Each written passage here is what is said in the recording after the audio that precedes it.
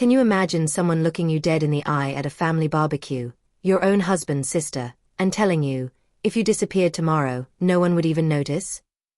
And then, everyone at the table erupts in laughter? Even your husband. Well, that's exactly what happened to me, Vanessa, at what was supposed to be a fun family gathering. But instead of crying or making a scene, I simply raised my hot dog, looked her right back, and said, "Challenge accepted." And that night, I vanished. What happened when I reappeared a year later would shock them all. For 7 years, I was married to Gregory, and for 7 years, I felt like a ghost in his family, the Caldwells. I was Vanessa, 34, a graphic designer, but in their world, I was just Gregory's wife, an outsider, always. Last summer, at their annual barbecue, I desperately hoped things would be different. I tried, I really did. I was even trying to share some exciting news about my graphic design work, when Gregory's sister, Amanda, cut me off with this smirk. You know the kind. That's when she delivered the line that changed my life. If you disappeared tomorrow, no one would even notice. The table erupted. Laughter. Deep, booming, dismissive laughter. And the worst part? Even Gregory chuckled. My own husband. That was it. Something snapped. I picked up my hot dog, met Amanda's gaze, and simply said, "Challenge accepted."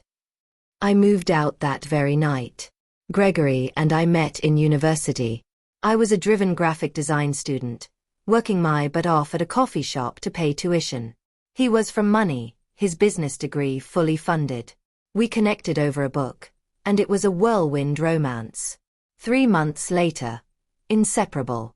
By graduation, he proposed with a ring that cost more than my entire student debt.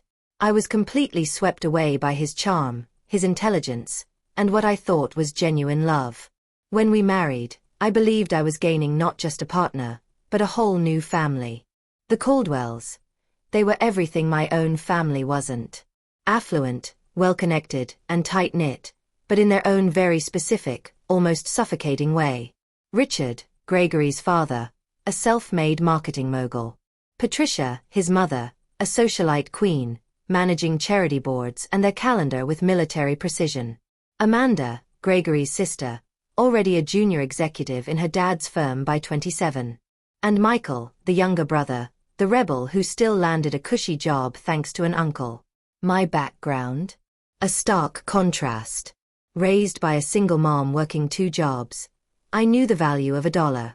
Holidays meant homemade gifts and potlucks. When I first saw their sprawling colonial home, it felt like a movie set. The class differences were subtle, but they were always there. Patricia would compliment my graphic design work, calling it a cute hobby instead of my profession. Richard would patiently explain basic business concepts to me at dinner, despite me having run my own freelance business for years before I even met Gregory. And Amanda? Oh, Amanda. She'd helpfully correct my pronunciation of wine varieties or designer names, always with that sickly sweet smile that made my skin crawl. They mean well, Gregory would always say when I brought up these microaggressions. Amanda's just trying to help you fit in. That's how she shows love. But Amanda's love felt more like a slow, insidious poison. At our wedding, her maid of honor speech included stories about Gregory's ex-girlfriends. When we announced we were buying our first home, she questioned if the neighborhood was really the right fit for a Caldwell. When I landed a major client, she wondered aloud if it was because of Gregory's family connections. Despite all of it, I tried. God, I tried so hard. I volunteered for Patricia's charity events. I referred clients to Richard's firm. I remembered everyone's birthdays with thoughtful, expensive gifts. I laughed at their inside jokes, even when they stung. I even changed how I dressed for family gatherings, adopted their way of speaking, and swallowed my working-class pride when conversations turned to vacation homes and boarding schools. For a few years, I clung to my freelance design business. I was building a modest client list, gaining some local recognition. Then, Gregory got an opportunity at work that required extensive travel. Without any discussion, it was just assumed I would scale back my career to manage our home life. My business dwindled. I became increasingly isolated, my world shrinking to Gregory's intermittent presence and his family's judgmental orbit. Last spring, I miscarried at 11 weeks. The physical pain was excruciating, but the emotional aftermath, that was worse. Gregory was in Chicago. He offered to come home, but honestly, he sounded relieved when I told him I could manage. Patricia sent flowers with a note that read, "Perhaps it's for the best until you're more settled." Amanda actually suggested that stress from trying to maintain your little business might have been a factor. Only my sister Olivia came to stay with me for a week, bringing homemade soup, sitting with me through tear-soaked nights. The stark contrast between her genuine care and my in-laws' clinical distance cracked something fundamental inside me. But I buried it deep. Another disappointment to swallow, all for the sake of family harmony. By the time the annual summer barbecue rolled around, I was a diminished version of myself. My design work felt mechanical. My friendships had atrophied. My marriage felt like a performance. Still, I clung to this fragile hope that things could improve, that I could somehow, finally, earn genuine acceptance from the family I'd married into 7 years ago. The Caldwell Summer Barbecue was a neighborhood institution. Patricia spent weeks on the menu. Richard showcased his expensive grilling gadgets. Dozens of family, friends, and business associates milled about their perfectly manicured lawn. It was an event where family status was displayed, reinforced. Loyalties were confirmed. And outsiders. Oh, they were identified. And despite 7 years of marriage, I was still firmly in the outsider category. That morning, I spent 3 hours making my grandmother's strawberry shortcake, the one dessert that had actually received genuine compliments in previous years. Gregory was busy on calls, finalizing his Tokyo business trip details. When it was time to leave, he rushed me out the door, more concerned with being fashionably late than actually on time. "Remember, Dad's unveiling his new imported smoker today," he reminded me. "Try to act impressed, even if you don't get why it's a big deal." I nodded, clutching my dessert carrier. My sundress, bought specifically to match Patricia's casual elegance dress code, already felt tight across my shoulders. The Caldwell home buzzed when we arrived. Caterers, guests, Richard holding court on the patio showing off his smoker, Patricia tinkling with laughter. Finally, Amanda spotted us. She air-kissed Gregory, then gave me a quick once-over. "Vanessa, that dress is so cheerful. The kitchen's getting crowded, but I'm sure you can find somewhere to put your contribution." She swept Gregory away before I could even respond, launching into a story about his college roommate. I stood there, alone, dessert in hand, scanning the backyard for a friendly face. I made my way to the kitchen, where Patricia was directing staff.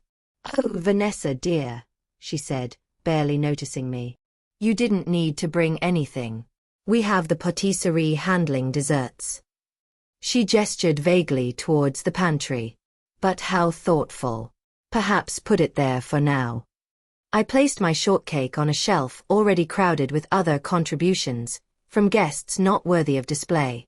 As I left the kitchen, I overheard Patricia instructing a server to make room for Amanda's authentic tiramisu at the center of the dessert table. My shortcake might as well have been invisible. The next 2 hours were a blur of polite smiles and truncated conversations. I'd try to chat with Gregory's cousin, only for them to be pulled away by Patricia to meet someone important. I offered to help set up the buffet, but was told the caterers had a system. I tried joining a conversation about recent films, but couldn't get a word in edgewise. Meanwhile, Michael's wife, Charlotte, married into the family for only 2 years, received entirely different treatment. Patricia proudly introduced her as our Charlotte, the pediatric surgeon. Amanda included her in reminiscences about family vacations she couldn't possibly have attended. Even Richard, who rarely engaged with in-laws, asked detailed questions about her work. The contrast wasn't lost on me. The irony that Charlotte looked as uncomfortable with the attention as I was with the lack of it wasn't lost on me either. When lunchtime arrived, Gregory finally reappeared at my side, having spent the morning deep in conversation with his father's business associates. Having fun? He asked, not waiting for an answer before guiding me to the buffet. We filled our plates and joined the main table on the patio. I ended up seated between Gregory's elderly, hard-of-hearing Uncle Frank, and a space left open for Amanda, who was still serving herself. Gregory sat across from me, already engrossed in conversation with Richard about Japanese business etiquette. Amanda finally arrived, setting down her meticulously arranged plate and instantly commanding attention with an anecdote about a celebrity she'd spotted at her gym. Charlotte asked appropriate questions. Patricia beamed. Even Frank shifted to hear her better. During a brief lull, I saw my opportunity. I just finished a branding project for that new bakery downtown, I offered, trying to sound enthusiastic. They're having their grand opening next weekend. Amanda's eyes narrowed slightly. How nice. Is that the place with the tacky neon sign? I drove past it yesterday. The signage is actually vintage-inspired, I explained. The owners wanted to honor the building's history as one of the first. If you disappeared tomorrow, Amanda interrupted, with a dramatic theatrical sigh, no one would even notice. That's how boring this conversation is. The table erupted. Again. In laughter. Patricia tittered behind her napkin. Richard guffawed. Even Gregory chuckled, reaching for his beer. Frank, who likely hadn't heard the comment, joined in automatically. The sound surrounded me like cold water, shocking my system. I felt simultaneously hypervisible and completely invisible. My face burned, but my hands turned ice cold. In that moment, 7 years of accumulated slights crystallized into perfect, brutal clarity. I didn't cry.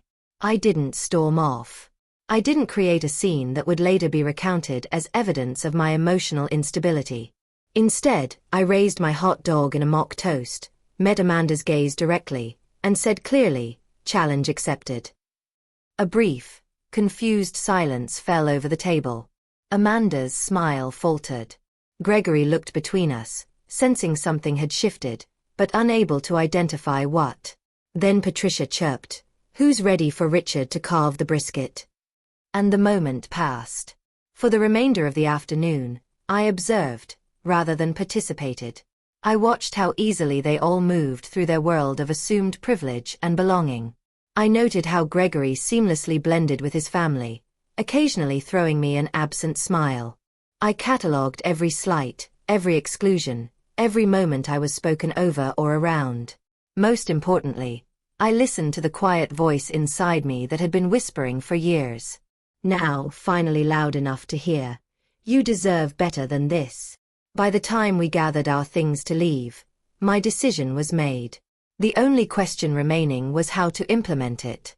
The drive home from the barbecue stretched in silence.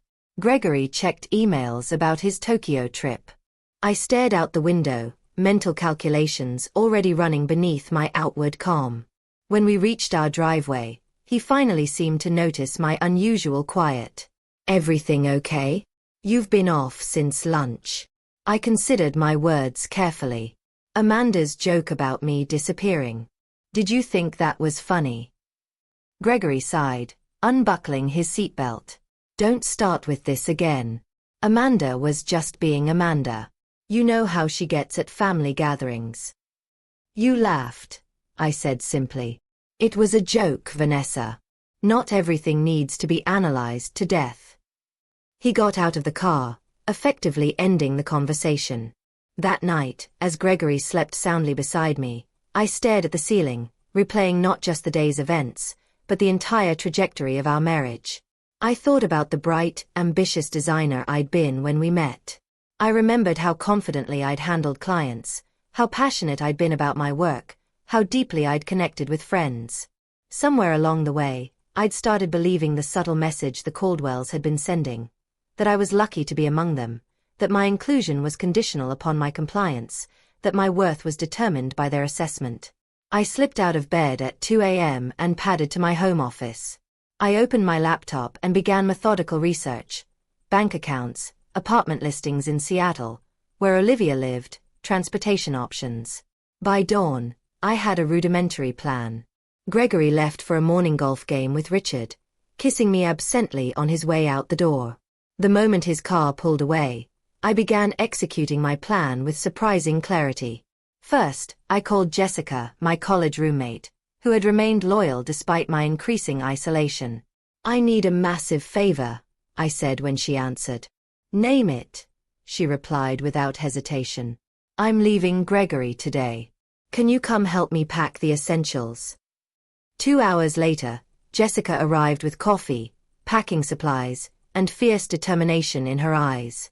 We worked efficiently, identifying what I truly needed versus what could be replaced. Clothes, personal documents, irreplaceable mementos, and my design equipment took priority. "I can store whatever doesn't fit in your car at my place," Jessica offered, carefully wrapping a framed photo of my mother and me. While Jessica organized the physical items, I handled the financial separation. I transferred exactly half of our joint savings into my personal account. Not a penny more. Despite the temptation, I paid my share of the monthly bills that were due. I made a list of subscriptions and services to transfer or cancel. By mid-afternoon, my car was packed with the distilled essence of my life. Jessica hugged me fiercely before getting into her own vehicle. "Call me when you're settled for the night. And Vanessa, I'm proud of you." Alone in what had been our home for 5 years, I wrote Gregory a letter. I kept it simple, stating that I needed time away to reevaluate our marriage. I explained that I had taken only what was indisputably mine and had contributed to outstanding bills. I asked for space and no contact while I sorted through my feelings. I did not share my destination. As a final act, I removed my wedding ring and placed it atop the letter on the kitchen counter. Next to it, I left a copy of Amanda's cruel joke, written verbatim, with the date and location noted clinically. Before leaving, I allowed myself one moment of sentimentality. I picked up our wedding photo from the hall table. We looked so happy, so full of possibility. Gregory's smile reached his eyes back then. My own face shone with a hope and confidence I barely recognized now.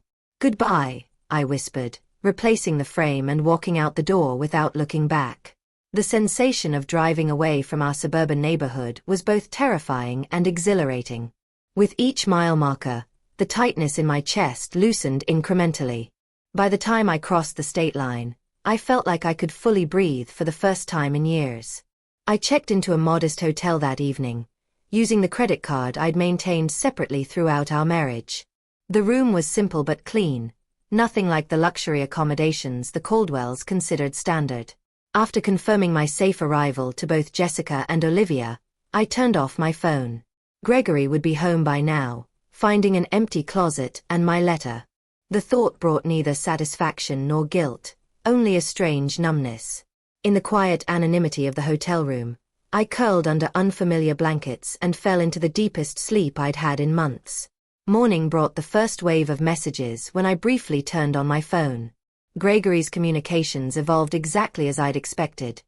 Confusion, then irritation, then concern, then anger. "Where are you? Call me. This is ridiculous. Come home so we can talk.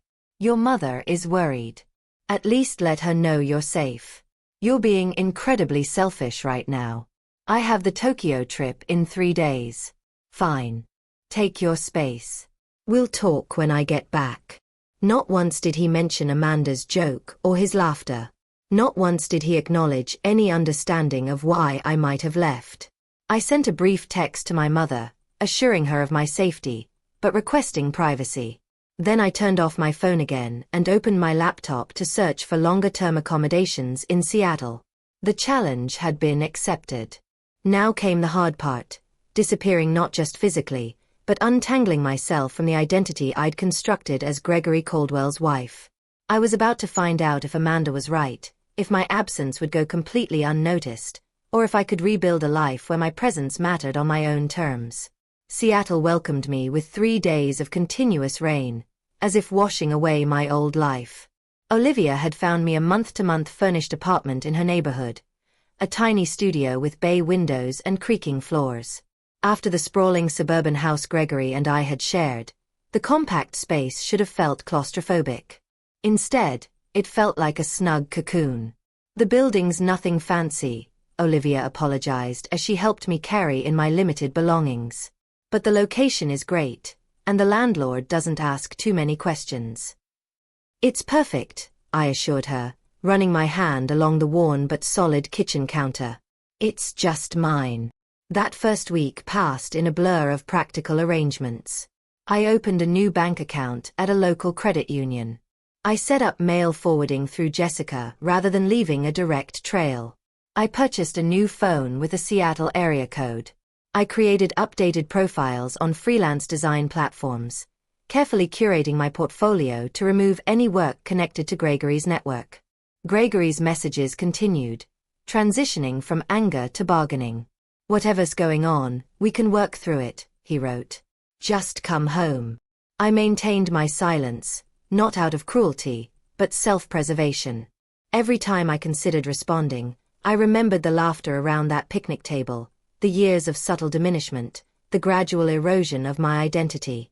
Amanda posted a passive-aggressive Instagram story 2 weeks after my departure. Family is everything. You can't choose who stays and who goes. The comments filled with heart emojis from various Caldwell connections.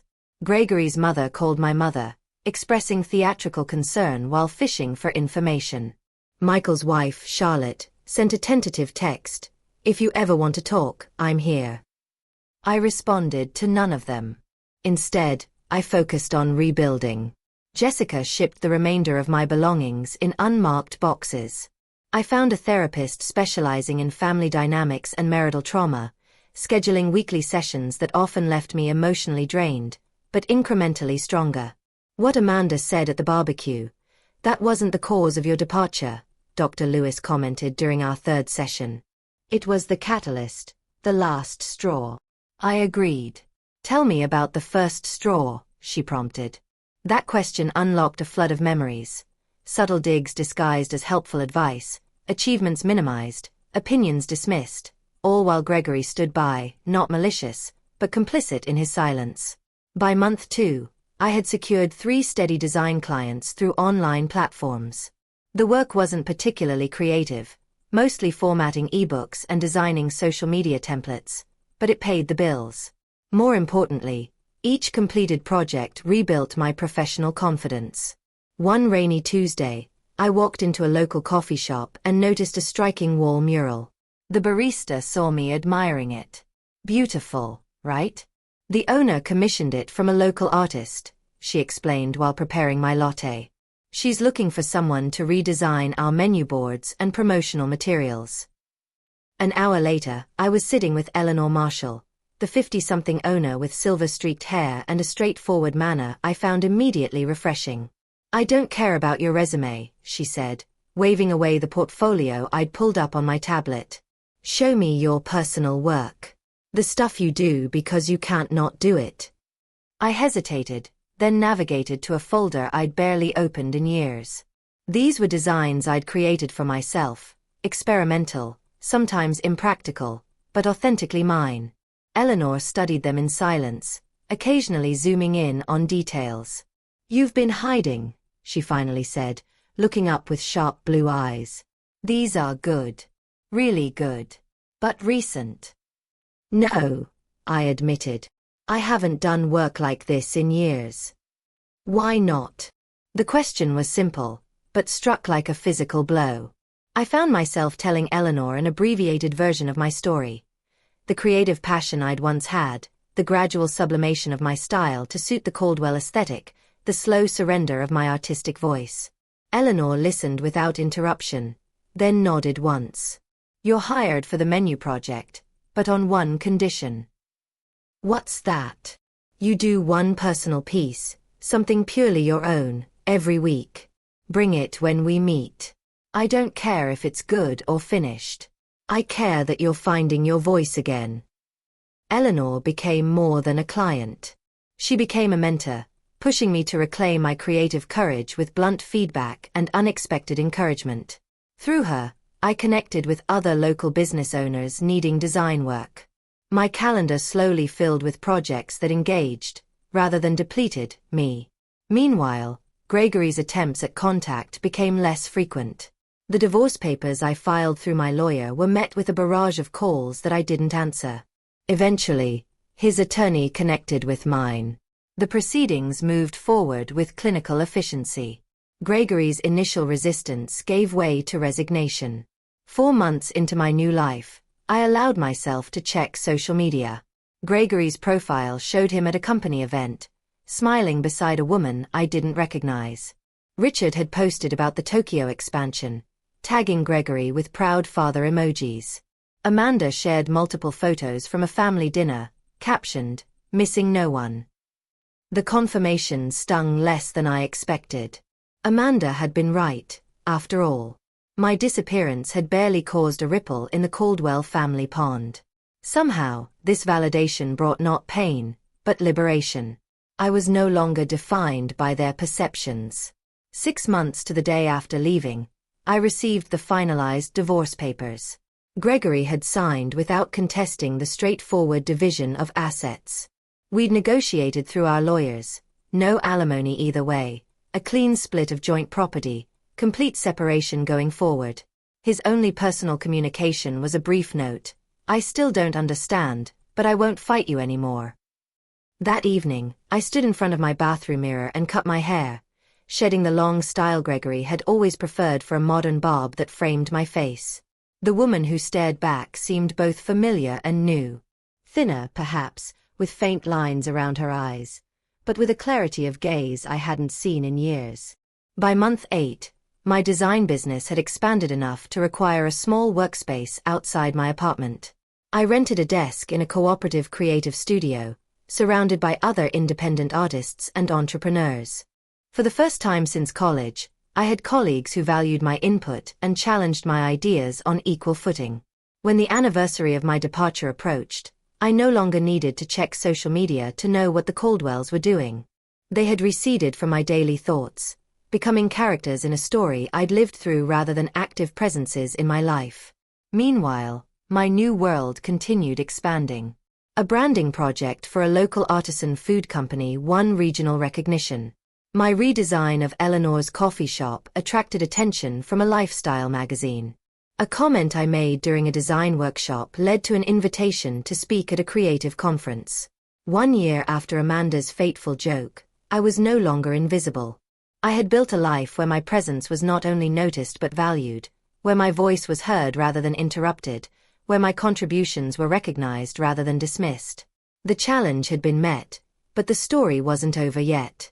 The email from Westwood Creative arrived exactly 52 weeks after the barbecue that changed everything. The subject line was innocuous, seeking designer for national campaign, but the content sent a jolt through my system. "Your work for Rinner Artisanal Foods caught our attention. We're developing a campaign for Sheffield consumer brands and believe your aesthetic would be perfect for the project. Initial meeting next week if interested." Sheffield Consumer Brands was a subsidiary of Caldwell Marketing Group, Richard's company. The coincidence seemed too precise to be accidental. I called Eleanor, who had become my sounding board over the past year. "It could be completely legitimate," she reasoned after I explained the connection. "Your Rinner campaign was featured in 3 industry publications." "But the timing is suspicious," I finished. "The question isn't whether they know who you are," Eleanor said pragmatically. "The question is whether the project is worth taking, regardless." I requested more information from Westwood.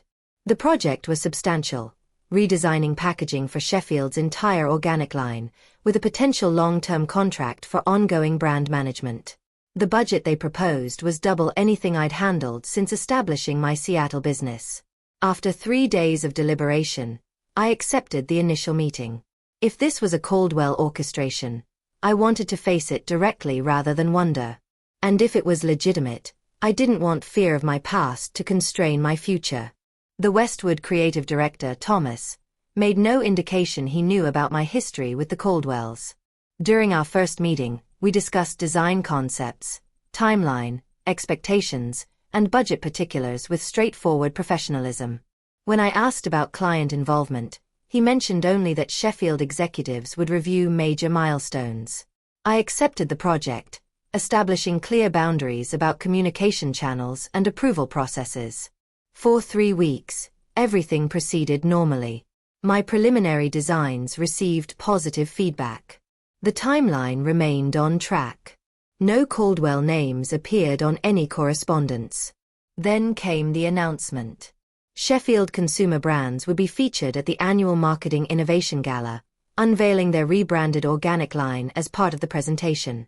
As the lead designer, my attendance was highly encouraged.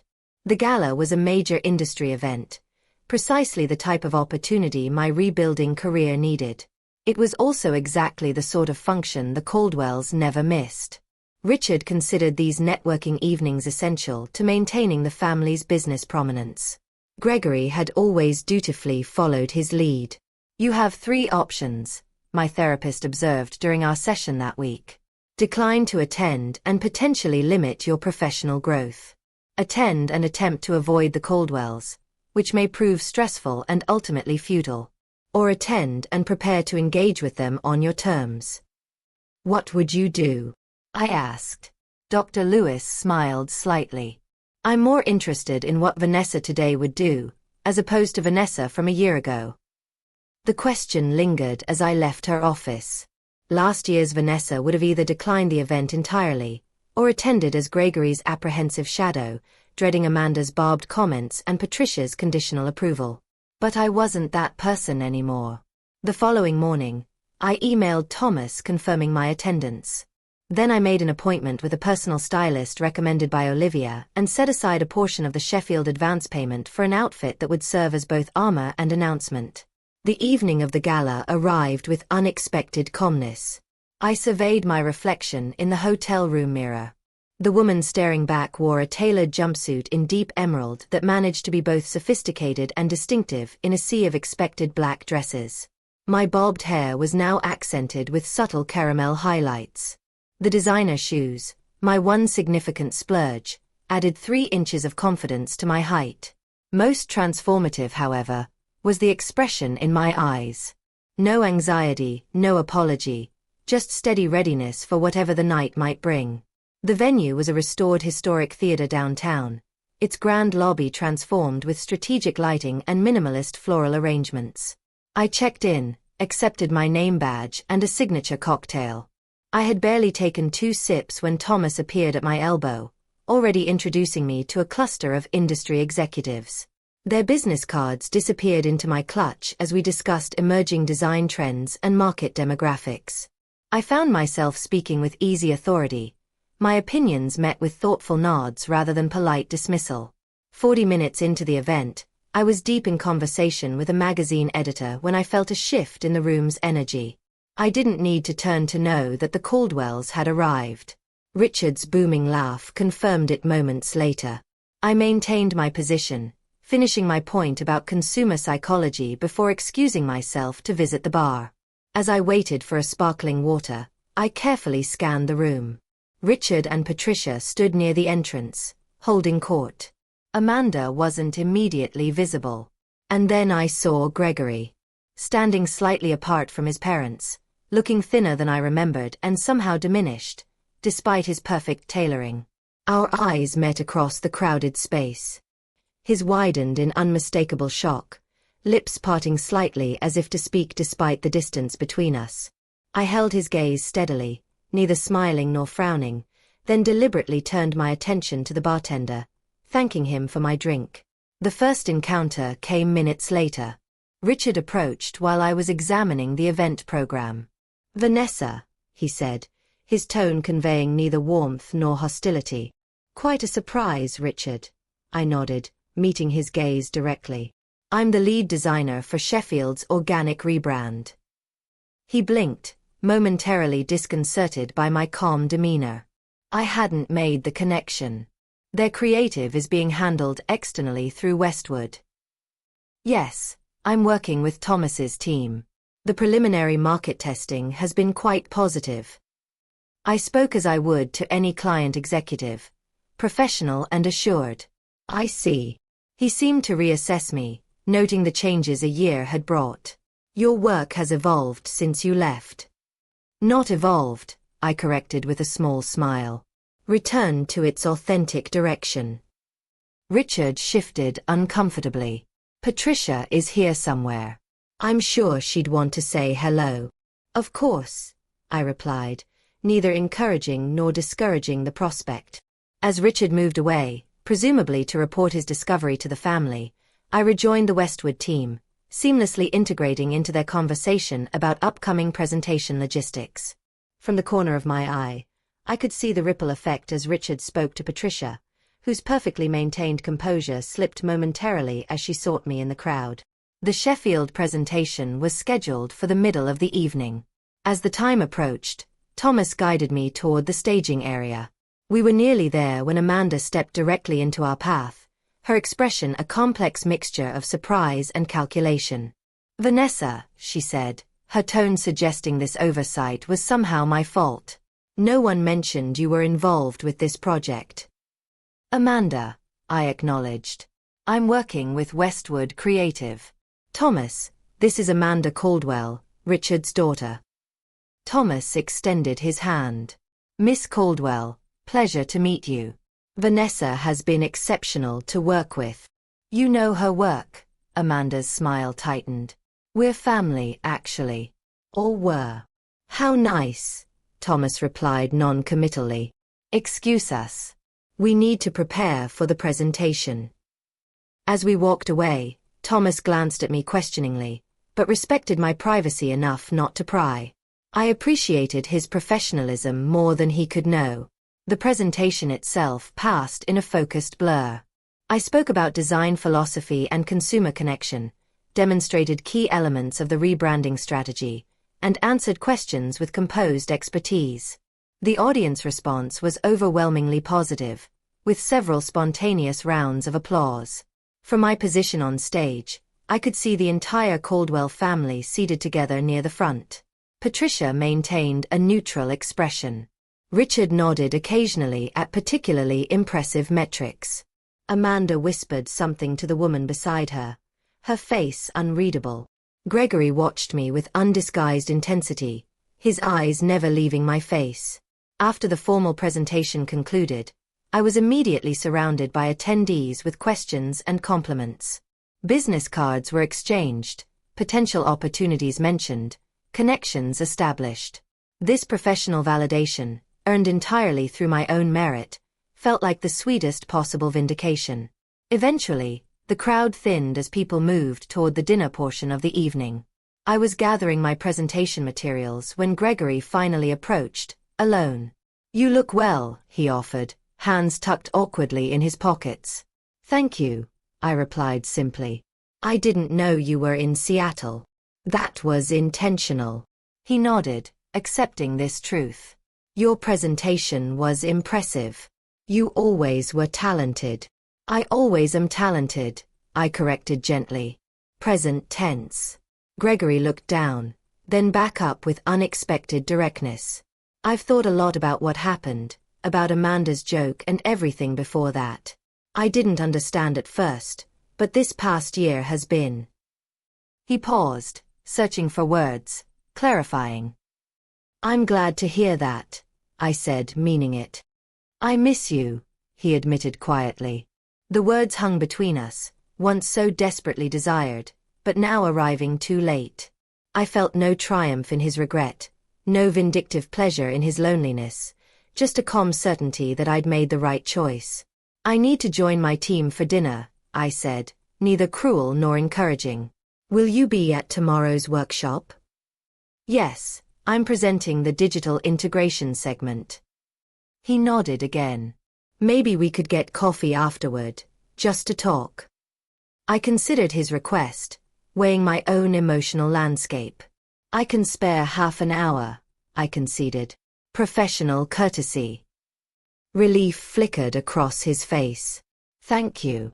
As I turned to leave, Patricia appeared at Gregory's elbow, her social smile firmly in place. "Vanessa, darling, what an absolute delight to see you thriving." Her words were perfect. Her tone betrayed her discomfort. "Patricia," I acknowledged. "I hope you're well. We've all missed you at family gatherings," she continued, the practiced lie falling easily from her lips. No one makes strawberry shortcake quite like yours. The old Vanessa would have accepted this olive branch, however disingenuous. The new Vanessa held her ground. That's interesting, I replied pleasantly. I recall my shortcake being relegated to the pantry while Amanda's tiramisu took center stage at the last gathering I attended. Patricia's smile faltered briefly before recovering. A simple misunderstanding, I'm sure. Multiple simple misunderstandings over 7 years, I agreed, maintaining my pleasant tone. How fortunate that I now work in environments where such misunderstandings rarely occur. Before Patricia could respond, the event coordinator announced dinner seating.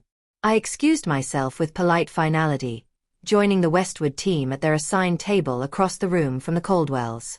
The remainder of the evening passed without further direct interaction, though I occasionally caught Gregory watching me from afar. As the event concluded, I declined the team's invitation for after-party drinks, preferring the quiet completion of returning to my hotel room alone. In the tranquil privacy of my room, I kicked off my designer shoes and stood at the window overlooking the glittering city. The confrontation I'd half dreaded for months had come and gone, leaving me not depleted, but strengthened. I had faced the Caldwells not as an apologetic outsider, but as a successful professional in my own right. Amanda's challenge, if you disappeared tomorrow, no one would even notice, had precipitated not just my physical departure but a complete reinvention. The final irony was that by disappearing from their world, I had become more visible in my own. The morning after the gala dawned with unexpected sunshine streaming through my hotel room curtains. I prepared for the day's workshop with methodical focus, selecting a professional but comfortable outfit and reviewing my presentation notes over room service coffee. The Sheffield marketing workshop was being held in the hotel's conference center, a more intimate setting than the previous night's gala. As I arranged my materials at the presenter table, I spotted Richard engaged in intense conversation with Thomas near the refreshment station. Their discussion appeared businesslike, but not tense. Attendees gradually filtered in, networking over pastries and coffee before finding seats. I was reviewing my slide deck one final time when Amanda entered, scanning the room with calculated casualness until her gaze landed on me. After a moment's hesitation, she approached, coffee cup clutched perhaps too tightly. "Good morning," she offered, her tone carefully neutral. "Thomas speaks very highly of your work." "Thomas is an excellent creative director," I replied. "The entire Westwood team has been exceptional." Amanda shifted her weight slightly. "I didn't realize you'd established yourself in Seattle. Your presentation last night was impressive."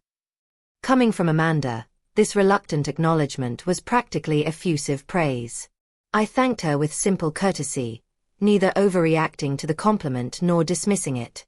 "Father is considering bringing the entire Sheffield account in-house after this campaign," she continued, watching me closely. "He's been impressed with the direction." I understood the subtext immediately. If Sheffield became a direct Caldwell marketing client, my work would either disappear or be attributed to their in-house team. The old insecurity flickered briefly before I extinguished it.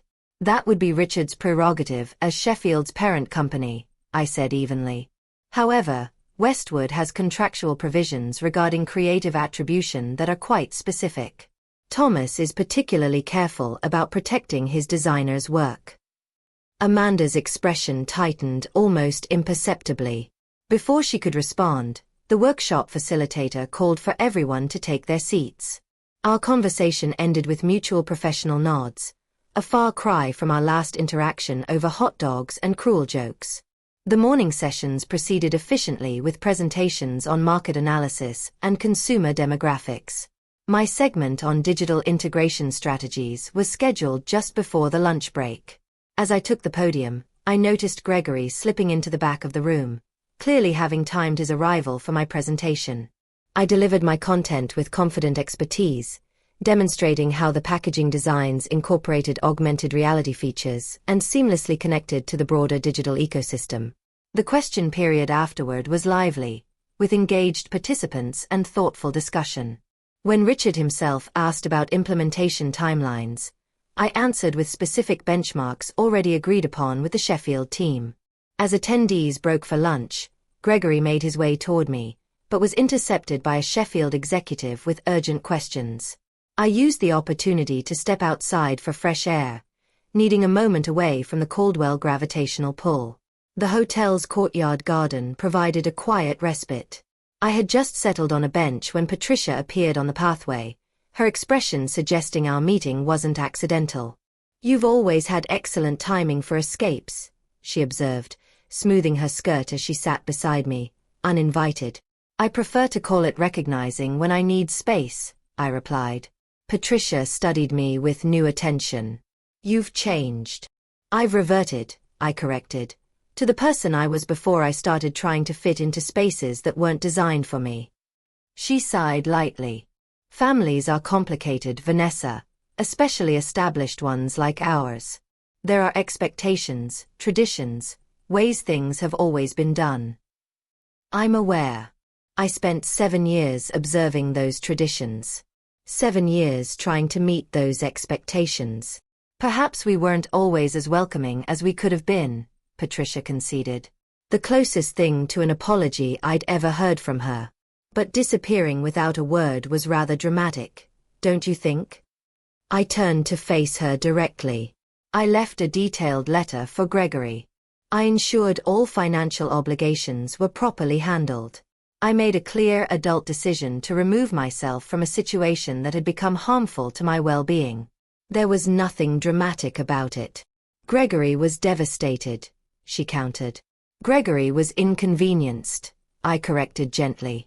"There's a difference." Patricia's perfectly maintained facade cracked slightly. "You have no idea what this past year has been like for him, for all of us." "You're right," I acknowledged. "Just as you have no idea what the previous 7 years were like for me." We sat in tense silence for a moment before I continued. "But I'm not interested in exchanging pain metrics, Patricia. That's not why I'm here. I'm here because I'm good at what I do, and my work has value to Sheffield's campaign." Something shifted in Patricia's expression. Not quite respect, but perhaps a new awareness. "You always were stubborn." "Determined," I countered with a small smile. Another distinction worth noting. As we headed back toward the conference center, Patricia asked an unexpected question. "Will you be at the closing dinner tonight?" "Yes, Westwood has a table." She nodded thoughtfully. "The salmon is usually excellent." It was such a normal, mundane observation, the kind mothers-in-law typically share with daughters-in-law, that it momentarily disoriented me. I murmured agreement as we rejoined the workshop, separating to our respective tables. The afternoon sessions focused on implementation strategies. I participated actively but maintained professional distance, neither seeking nor avoiding the Caldwells. As the workshop concluded, Gregory finally managed to approach me directly. "Still up for coffee?" he asked, a hint of uncertainty in his voice. "Yes," I agreed. "There's a shop in the lobby." We walked together in silence, the familiarity of his presence beside me both strange and nostalgic. Once seated with our drinks, his usual Americano and my latte, ordered without need for discussion, the awkwardness intensified. "Seattle suits you," he finally offered. "It does," I agreed. "The creative community has been welcoming." Gregory traced the rim of his cup. "I've been in therapy since you left. Dad thought it was unnecessary, but..." He shrugged. "It's been helpful." This surprised me. Gregory had always dismissed therapy as paying someone to tell you what you want to hear. "I'm glad," I said sincerely. "My therapist helped me understand some things about our marriage, about my family." He met my eyes directly. "About how I failed to see what was happening to you, because it was easier not to." The acknowledgement was unexpected and disarming. For a moment, I glimpsed the man I had fallen in love with, thoughtful, capable of growth, willing to examine himself. "Thank you for saying that," I replied quietly. "I didn't stand up for you," he continued. "Not against Amanda. Not against Mom. Not even against my own expectations that you would just adapt to whatever the family needed." No, you didn't, I confirmed without rancor. I thought a lot about that barbecue. About Amanda's joke and how everyone laughed. How I laughed. He swallowed hard. I keep thinking about what you said. Challenge accepted. I didn't understand then what you meant. And now I realize you were declaring independence from all of us. His voice held equal parts admiration and regret. We talked for nearly an hour, longer than the half hour I'd allocated. Gregory shared how the family dynamics had shifted in my absence. Amanda's increased criticism extending to his new girlfriend, Patricia's tightening control over family gatherings, Richard's disappointment when Gregory declined a promotion that would have required relocating. I'm seeing everything differently, he explained. Like someone adjusted the contrast on a photo I've been staring at my whole life. When our coffee cups emptied, we both recognized the natural conclusion of our conversation. As we stood to leave, Gregory asked the question I'd been expecting. Is there any chance for us? Not right away, but eventually. I considered his face, once the center of my world. I felt affection, compassion, even a whisper of the old attraction.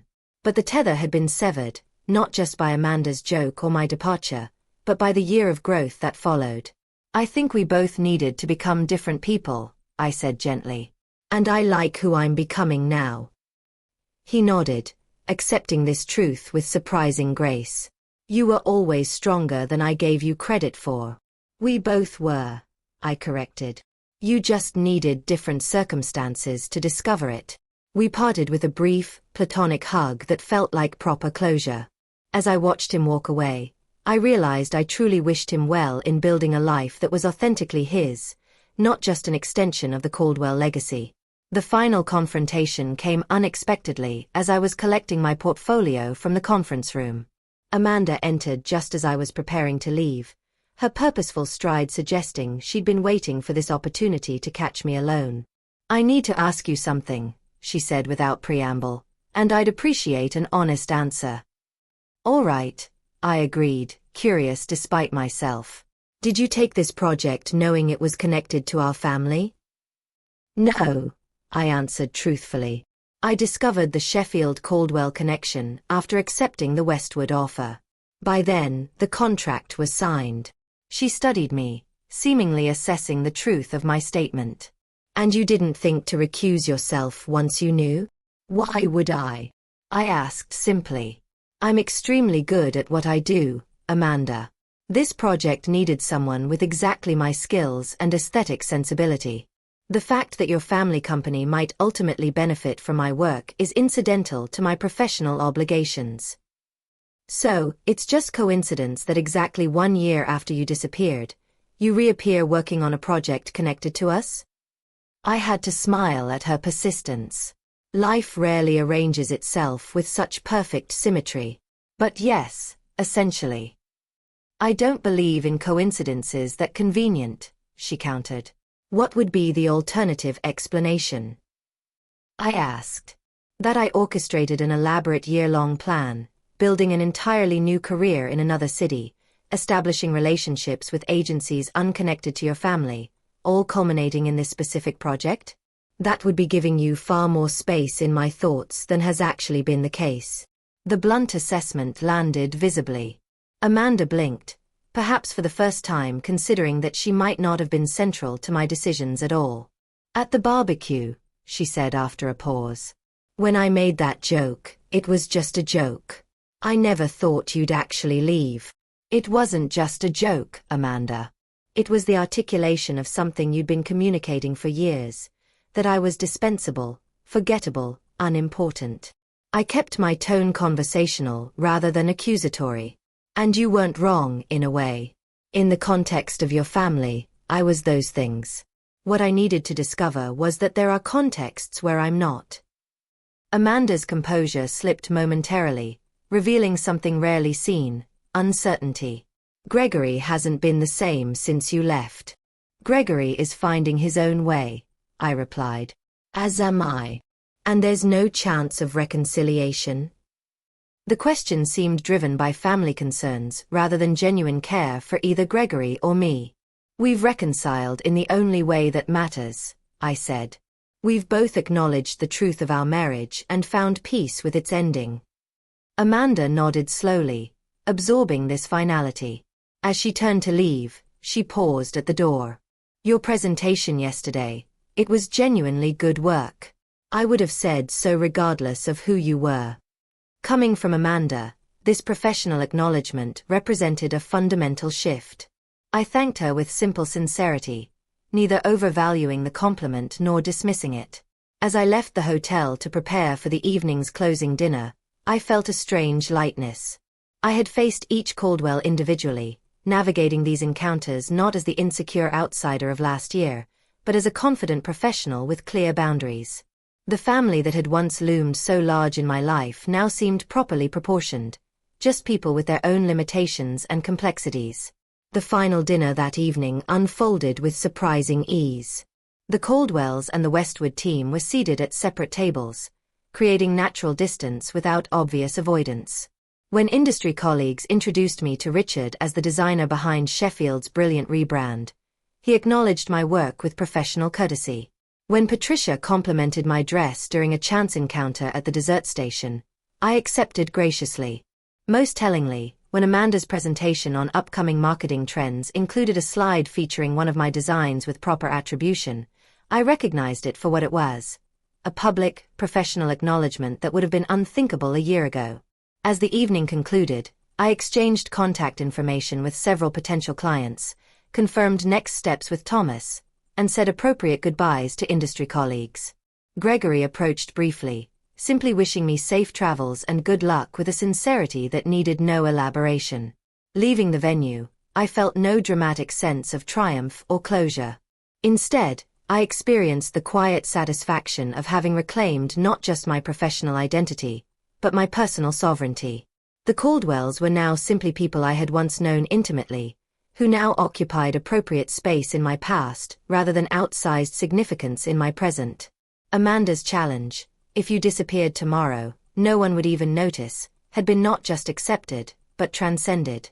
I had disappeared from their world only to reappear transformed in my own.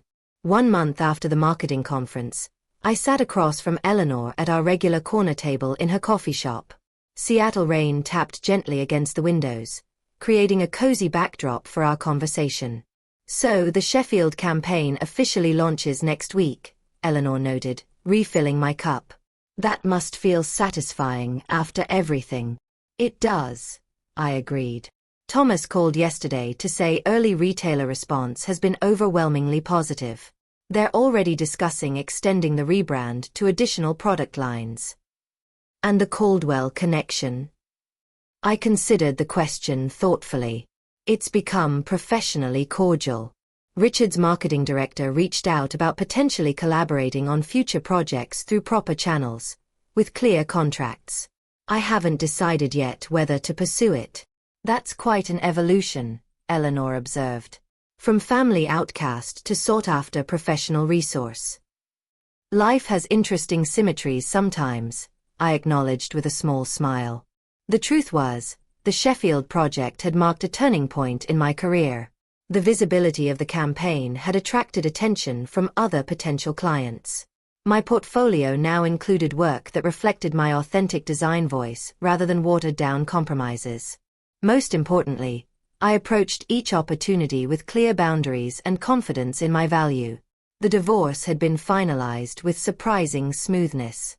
Gregory had been fair in the financial settlement, even generous in certain aspects. We maintained no direct contact, but our respective lawyers reported professional cooperation throughout the process. My only personal request, keeping my original engagement ring that had belonged to my grandmother, rather than the Caldwell family diamond Gregory had later insisted I upgrade to, was granted without argument. My regular therapy sessions with Dr. Lewis continued, though we had reduced the frequency.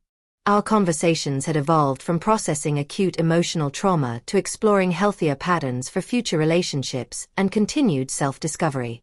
The interesting thing about healing, Dr. Lewis had noted in our last session, is that it's rarely a return to your previous state. It's a transformation into something new that incorporates the experience without being defined by it. This observation resonated deeply as I navigated my reconstructed life. I wasn't trying to recapture who I'd been before meeting Gregory. I was integrating that younger self's passion and confidence with the wisdom and boundaries hard-earned through difficulty. Jessica visited Seattle for a long weekend, marveling at the changes in both my external circumstances and internal landscape. "You laugh differently now," she observed during a hike through Discovery Park. "More from your belly, less from your throat." "That's oddly specific," I teased. "But accurate," she insisted. "You used to laugh like someone who needed permission. Now you laugh like someone who's giving herself permission." These subtle transformations accumulated gradually. I found myself speaking up in creative meetings without rehearsing my thoughts. I began dating casually, nothing serious yet, but enjoying the simple pleasure of connecting with interesting people without need for immediate definition. I joined a community garden and discovered unexpected joy in growing tangible, living things. An unexpected development came in the form of a friendship with Charlotte, Michael's wife. She reached out via professional email, ostensibly to inquire about design services for a pediatric clinic she volunteered with.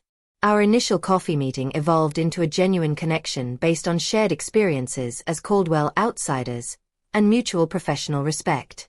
"Amanda is actually taking parenting classes," Charlotte revealed during one of our lunch meetings. "She's pregnant and determined not to repeat family patterns." The news surprised me. Not just the pregnancy, but Amanda's self-awareness. "That's encouraging. People can change when properly motivated," Charlotte observed. "The family dynamic shifted after you left. Made some things visible that had been conveniently ignored. Whether my departure had been catalyst or merely coincidence, I took no particular credit for these evolutions. The Caldwell's journey was their own, just as mine was mine." 6 weeks after the marketing conference, I was selecting produce at a farmer's market when I heard a familiar voice. Amanda stood at the next stall, examining artisan cheese. Her pregnancy was visible now, creating a softer silhouette against her typically tailored appearance. Our eyes met with mutual recognition. After a moment's hesitation, she approached. "Vanessa, I didn't know you shopped here." "Every Saturday," I confirmed. "They have the best heirloom tomatoes in the city." The awkwardness between us was palpable, but not hostile. We exchanged brief pleasantries about the market, the weather, the upcoming product launch. Then Amanda surprised me with unexpected directness. "I've been thinking about what you said at the conference, about contexts where you're dispensable versus valued." She adjusted her bag uncomfortably. "I'm discovering something similar in preparing for motherhood. Everyone has advice about who I should become, how I should change. It's illuminating. Contexts shape us," I acknowledged. "But they don't have to define us." Amanda nodded thoughtfully. "The parenting class Charlotte probably told you about. It's helping me recognize some patterns, things I never questioned because they were just normal in our family." I heard the unspoken comparison to my own journey of recognition and separation. "Self-awareness is powerful," I offered. "Yes." She hesitated, then added with uncharacteristic vulnerability, "I don't want my child to ever feel like they need to disappear to be seen." The admission revealed deeper reflection than I would have credited Amanda with a year ago. I didn't offer easy absolution. Our history was too complex for that. But I did offer simple human acknowledgement. That's a good place to start. We parted with no dramatic reconciliation, no promises of future connection, just a moment of genuine communication between two adults sharing a brief intersection in life's journey. Walking home with my market purchases, I reflected on the strange trajectory that had brought me from the Caldwell barbecue to this present moment. The challenge Amanda had unknowingly set, "If you disappeared tomorrow, no one would even notice," had indeed been the catalyst for profound transformation. I had disappeared from a life where I was diminished, only to reappear in one where I was valued. I had lost a family that required my conformity, only to build a community that celebrated my authenticity. I had abandoned security that came with compromise, embracing instead the uncertain adventure of self-determination. Last week, I had closed on a small house near the water. Nothing grand by Caldwell standards, but perfectly suited to my needs and purchased entirely through my own earnings. As I arranged my furniture and hung artwork selected solely for my own pleasure, I experienced a profound sense of having created not just a home, but a life genuinely my own. The greatest irony of Amanda's cruel joke was that disappearing had made me more visible than I'd ever been. To colleagues who valued my creativity, to friends who appreciated my authentic self, and most importantly, to myself. The challenge had been not just accepted, but transformed into an unexpected gift. That evening, as the Seattle skyline glittered against darkening water, I opened my journal and wrote the reflection that had been forming for months. Sometimes we must disappear from others' narratives to discover our own. The most powerful response to being unseen is not demanding vision from blind eyes, but finding the context where our true selves are not just visible, but celebrated. The opposite of disappearing isn't being noticed. It's becoming so fully present in your own life that external validation becomes unnecessary. The woman who had raised a hot dog in Defiant Toast 1 year ago could never have imagined the journey ahead. The woman writing these words could never return to who she had been. And in that transformation lay not tragedy, but triumph. The quiet, sustainable victory of reclaiming one's own life. Have you ever had a moment when someone's cruel words actually pushed you to make a life-changing decision? Or maybe you've been in a situation where you felt completely invisible. I'd love to hear your stories in the comments below. Let's talk about it.